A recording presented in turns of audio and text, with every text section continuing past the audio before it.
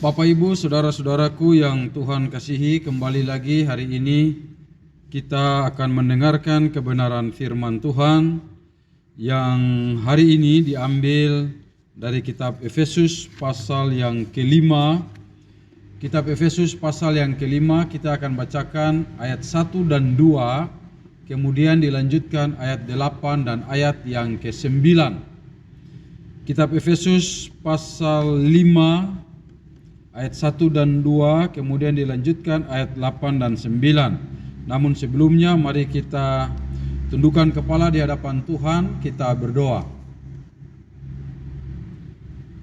Kami mengucap syukur kepadamu Bapa di surga, di dalam nama Tuhan Yesus Kristus. Kami bersyukur buat hari yang baru yang Engkau anugerahkan bagi kami semua untuk boleh ada kembali bersama di rumah tangga masing-masing dalam memasuki ibadah minggu ketiga dalam masa sengsara. Dan saat ini saatnya bagi kami untuk membaca kebenaran firman-Mu serta merenungkannya. Namun sebelumnya kami datang kepadamu dalam pengakuan kami bahwa kami adalah orang-orang berdosa, di mana dalam hidup kami acap kali kami melakukan pelanggaran-pelanggaran yang melawan titah dan kehendak Tuhan. Dan apa yang kami lakukan, semuanya itu sungguh menyakitkan hati-Mu Tuhan.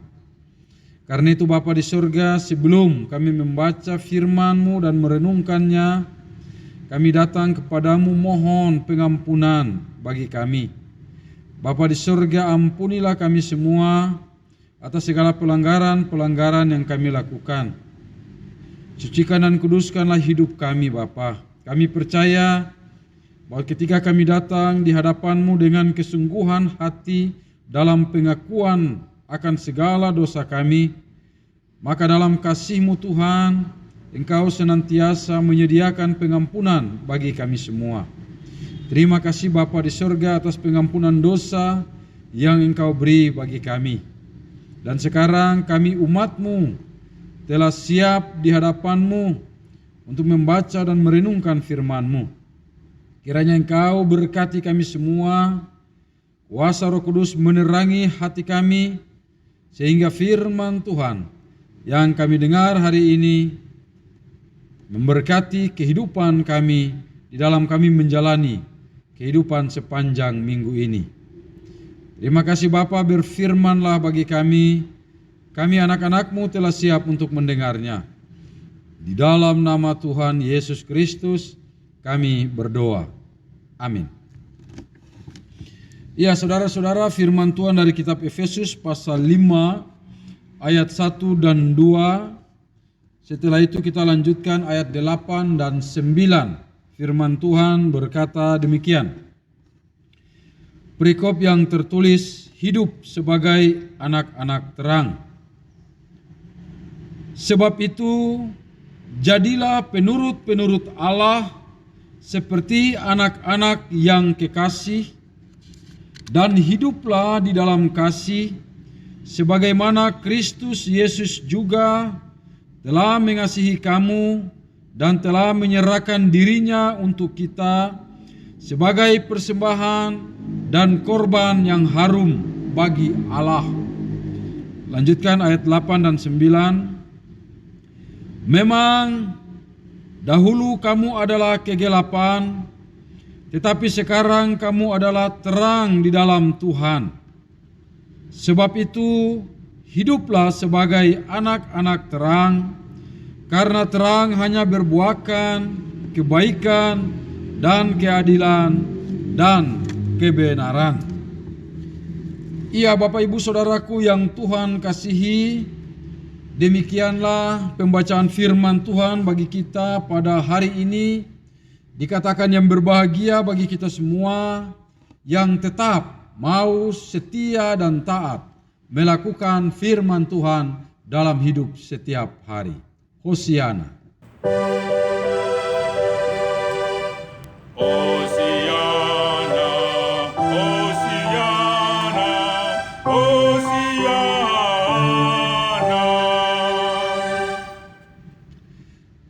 Salam Bapak dan Ibu yang Tuhan kasihi, Tuhan berkati dalam kehidupan kita semua. Kembali pada hari ini kita naikkan syukur kita kepada Tuhan Yesus Kristus, Sang Kepala Gereja. Oleh karena pada hari ini kita kembali memasuki ibadah minggu ketiga dalam masa sengsara.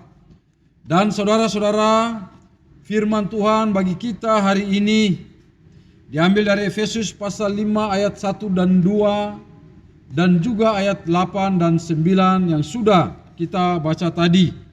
Firman Tuhan berbicara tentang hidup sebagai anak-anak terang.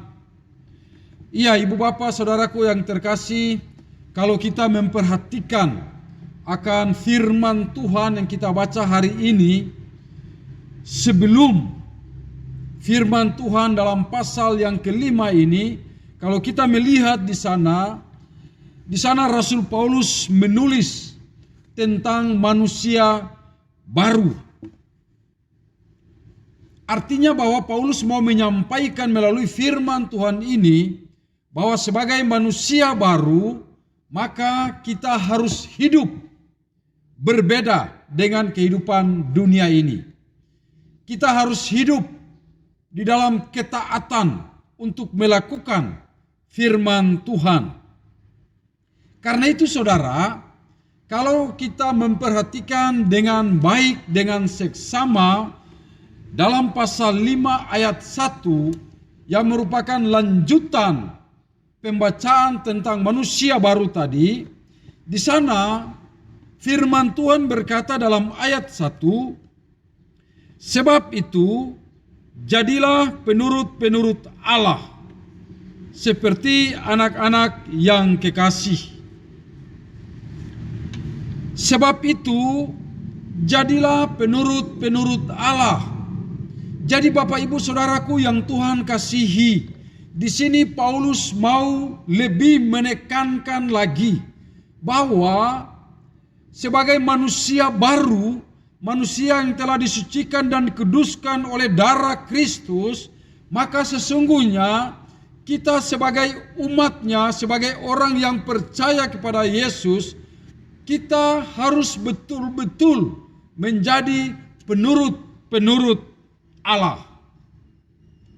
Kita harus bisa untuk menjadi terang Tuhan dalam hidup ini. Kita harus bisa menampakkan kehidupan yang berbeda dengan dunia ini. Kita harus bisa melakukan apa yang Tuhan mau kita lakukan dalam hidup ini.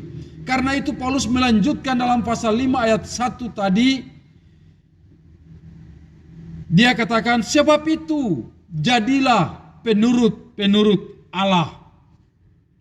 Jadi Bapak Ibu Saudara, Paulus meminta kepada seluruh jemaat Efesus dan juga kepada saudara dan saya, kepada kita semua, untuk agar harus menjadi penurut-penurut Allah.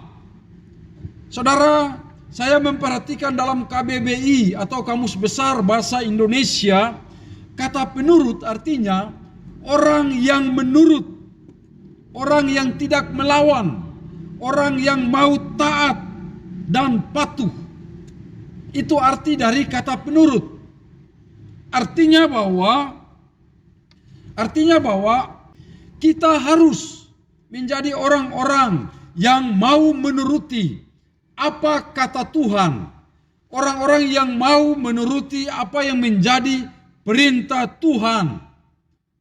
Kita harus menjadi orang-orang yang tidak melawan akan segala perintah Tuhan. Tetapi sebaliknya, orang-orang pribadi-pribadi yang mau patuh dan taat akan setiap perintah Tuhan. Artinya bahwa kita sebagai manusia baru, kita harus betul-betul kita harus memiliki karakter Kristus dalam hidup kita. Kita harus bisa memancarkan kehidupan Kristus dalam kehidupan kita di tengah-tengah dunia ini. Karena itu saudara, dalam 1 Yohanes, kitab 1 Yohanes pasal 2 ayat yang ke-6, di sana dikatakan bahwa barang siapa mengatakan bahwa ia ada di dalam Dia atau di dalam Kristus, maka ia wajib hidup sama seperti Kristus hidup. Artinya bahwa kalau kita menyadari bahwa kita adalah pribadi-pribadi yang ada di dalam Kristus, maka kita wajib hidup sama seperti Kristus hidup. Kalau begitu Bapak Ibu Saudaraku yang Tuhan kasihi, sebagai penurut-penurut Allah, apa yang harus kita lakukan dalam kehidupan kita? Bapak Ibu Saudara, menurut kebenaran firman Tuhan yang kita baca tadi pada hari ini, yang harus kita lakukan dalam kehidupan kita sebagai penurut-penurut Allah, yang pertama adalah kita harus hidup dalam kasih. Coba kita baca, perhatikan ayat 1 dan 2, saya baca ulang bagi kita. Sebab itu jadilah penurut-penurut Allah seperti anak-anak yang kekasih, dan hiduplah di dalam kasih sebagaimana Kristus Yesus juga telah mengasihi kamu dan telah menyerahkan dirinya untuk kita sebagai persembahan dan korban yang harum bagi Allah. Jadi menurut firman Tuhan, sebagai penurut-penurut Allah yang harus kita lakukan, yang pertama adalah kita harus hidup di dalam kasih. Ibu bapak saudaraku yang terkasih, kehidupan kekristenan tidak boleh lepas dari yang namanya kasih. Kehidupan kekristenan tidak boleh dipisahkan dari yang namanya kasih. Artinya bahwa setiap orang yang percaya Yesus Kristus memiliki kasih dalam hidupnya, harus memiliki kasih dalam hidupnya. Kasih di sini tidak hanya berupa slogan. Kita berbicara kasih, tetapi tindakan nyata kita tidak pernah menyatakan tindakan kasih. Ini yang salah. Kasih tidak hanya untuk digembar-gemborkan, tetapi kasih itu harus betul-betul keluar dari lubuk hati kita untuk kita nyatakan melalui perkataan dan perbuatan kita dalam kehidupan kita bagi sesama kita. Kita harus betul-betul wujudkan dalam tindakan-tindakan nyata setiap hari. Mengapa demikian Bapak Ibu Saudara? Karena kalau saudara perhatikan dalam kitab 1 Yohanes pasal 4 ayat 7 dan 8, firman Tuhan berkata begini, saudara-saudaraku yang kekasih, marilah kita saling mengasihi, sebab kasih itu berasal dari Allah. Dan setiap orang yang mengasihi lahir dari Allah dan mengenal Allah. Barang siapa tidak mengasihi, ia tidak mengenal Allah, sebab Allah adalah kasih. Ini sebuah perintah supaya kita harus saling mengasihi. Sebab apa? Sebab kasih itu berasal dari Allah. Dan kalau saudara dan saya, kita betul-betul mengenal Allah, maka kasih itu harus dinyatakan. Ini tidak bisa diubahkan. Ini harus dilakukan bagi setiap anak Tuhan. Sebab itu ibu bapak saudaraku yang terkasih, setiap orang Kristen, orang-orang yang percaya Yesus diperintahkan untuk hidup dalam kasih. Dan harus menjadikan kasih sebagai gaya hidup kita setiap hari. Artinya bahwa kalau ada orang yang benci kita, janganlah balas dengan kebencian. Kalau ada orang yang dengki dan iri hati terhadap kita, jangan balaslah dengan dengki dan iri hati. Kalau ada orang yang berbuat jahat bagi kita melalui pikiran, perkataan, perbuatan, janganlah balas dengan kejahatan. Firman Tuhan berkata dalam Roma 12 ayat yang ke-17 apa? Jangan membalas kejahatan dengan kejahatan. Lakukanlah apa yang baik bagi semua orang. Ini perintah Jangan membalas kejahatan dengan kejahatan. Biarlah orang melakukan kejahatan terhadap kita. Tugas kita adalah melakukan apa yang baik bagi semua orang.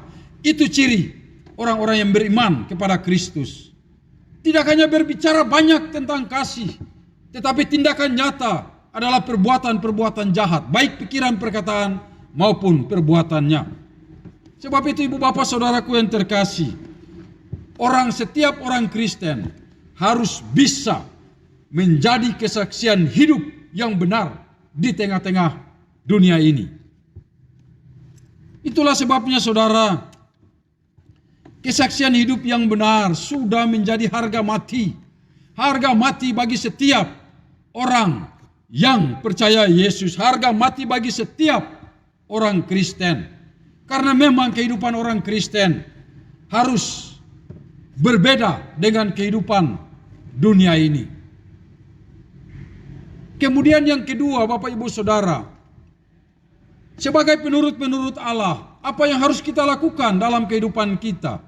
Kalau yang pertama tadi kita harus memiliki kasih, atau yang pertama tadi kita harus hidup dalam kasih, maka yang kedua kita harus hidup dalam terang Tuhan. Coba saudara kita lihat lagi ayat 8 dan 9. Perhatikan baik-baik. Ayat 8 dan 9 katakan, memang dahulu kamu adalah kegelapan, tetapi sekarang kamu adalah terang di dalam Tuhan. Sebab itu hiduplah sebagai anak-anak terang, karena terang hanya berbuahkan kebaikan, keadilan, dan kebenaran. Sebagai penurut-penurut Allah, apa yang harus kita lakukan dalam kehidupan kita? Yang pertama, kita harus hidup dalam kasih. Dan yang kedua, kita harus hidup dalam terang Tuhan. Artinya bahwa selain kita hidup dalam kasih, kita juga harus hidup dalam terang Tuhan. Maka saudara, sebagai penurut-penurut Allah, kita juga harus hidup, harus bisa hidup untuk siap membayar harga untuk hidup dalam ketaatan dan juga kekudusan. Artinya bahwa sebagai anak-anak terang, kita tidak boleh lagi hidup dalam kegelapan, tetapi kita harus memiliki komitmen dari hati kita yang paling dalam, bahwa saya harus melangkah dalam kehidupan kita untuk sungguh-sungguh menjadi anak-anak terang, untuk melakukan setiap kebenaran, keadilan, untuk melakukan segala hal yang baik. Harus menjadi sebuah komitmen dalam hidup kita untuk betul-betul meninggalkan segala dosa dan mau hidup dalam pertobatan setiap kehidupan kita. Saudara, ayat 8 tadi katakan apa? Memang dahulu kamu adalah kegelapan, tetapi sekarang kamu adalah terang di dalam Tuhan. Sebab itu hiduplah sebagai anak-anak terang. Saudaraku yang Tuhan kasihi, saudara dan saya, kita gereja adalah eklesia. Saudara tahu eklesia? Eklesia adalah orang-orang yang telah dipanggil keluar dari kegelapan menuju terang Tuhan yang ajaib. Itu eklesia. Jadi gereja itu adalah eklesia. Orang-orang yang telah dipanggil keluar dari kegelapan menuju terang Tuhan yang ajaib.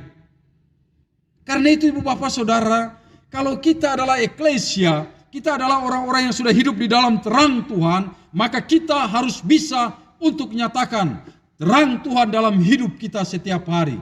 Melalui perkataan, perbuatan, pikiran kita, tindakan kita sebagai anak-anak terang.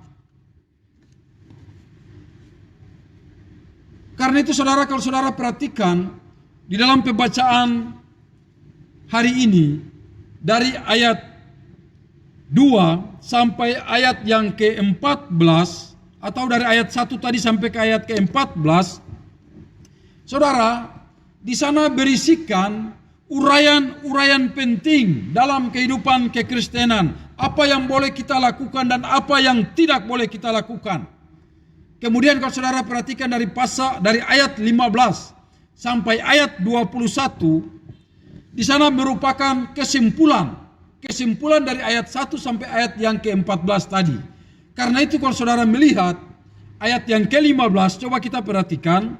Ayat 15 sana berkata apa? Karena itu perhatikanlah dengan seksama bagaimana kamu hidup.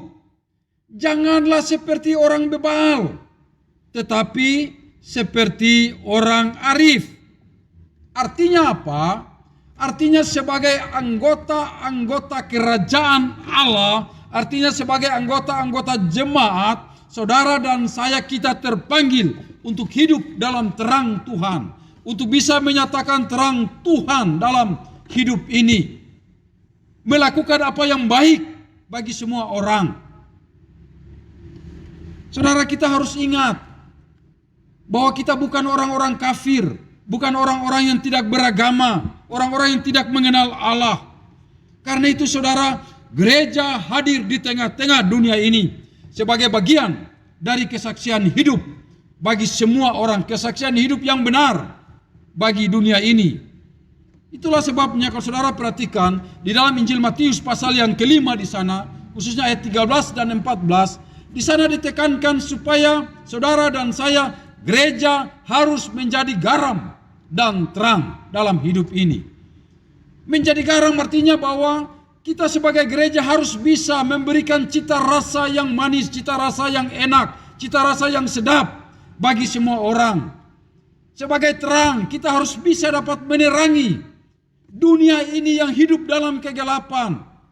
Karena sekalipun terang itu hanya kecil seperti lilin, pun kita bisa menerangi kegelapan itu. Karena itu saudara, kita harus hidup di dalam terang. Kita dituntut untuk menjadi gereja yang membawa penerangan bagi dunia ini. Oleh karena itu ibu bapak saudaraku yang terkasih, Paulus mengatakan bahwa sebagai anggota gereja kita perlu memperhatikan bahwa kehidupan Kristen bukanlah sekedar hidup, menikmati makan, minum, dan seterusnya. Tetapi kehidupan Kristen adalah sebuah kehidupan yang betul-betul mau bertanggung jawab untuk menjadi anak-anak terang dan mau terus menampakkan terang itu bagi dunia ini. Karena itu saudaraku yang terkasih, hidup kita berbeda. Berbeda dengan kehidupan orang-orang dunia ini. Kalau orang-orang dunia melakukan kejahatan, biarlah dia lakukan kejahatan. Karena memang dia tidak tahu firman Allah. Tetapi saudara dan saya, kita adalah pribadi-pribadi milik Kristus yang telah ditebus oleh darah Kristus di atas kayu salib. Kita harus bisa melakukan apa yang benar di mata Tuhan bagi sesama kita di tengah-tengah dunia ini. Artinya bahwa sebagai anak-anak terang, kita tidak diperkenankan untuk melibatkan diri dalam kehidupan kegelapan.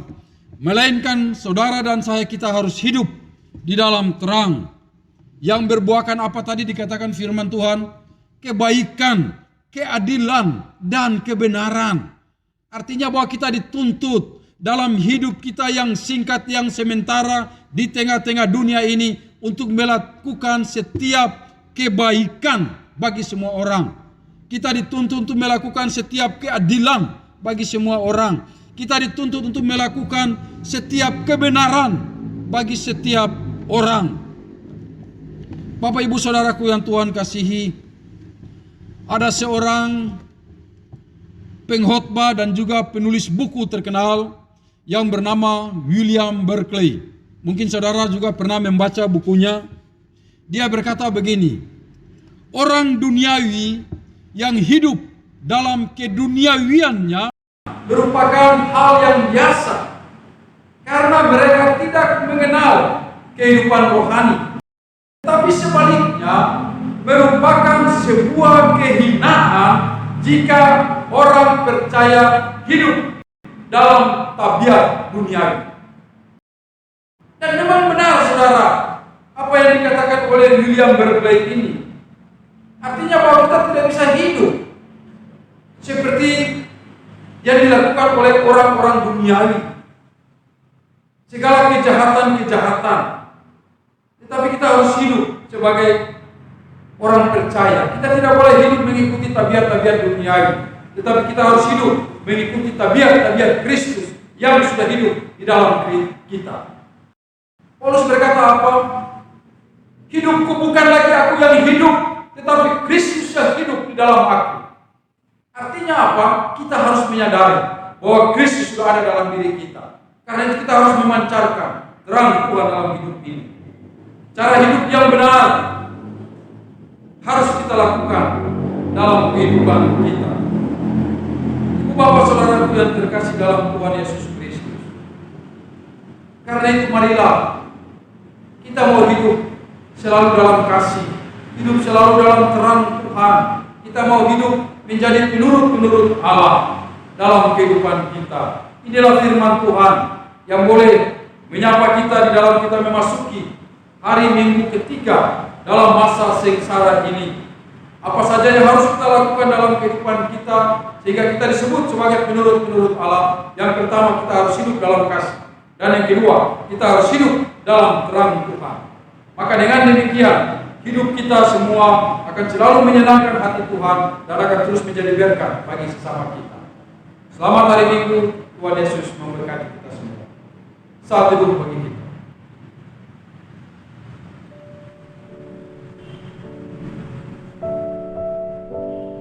Amin.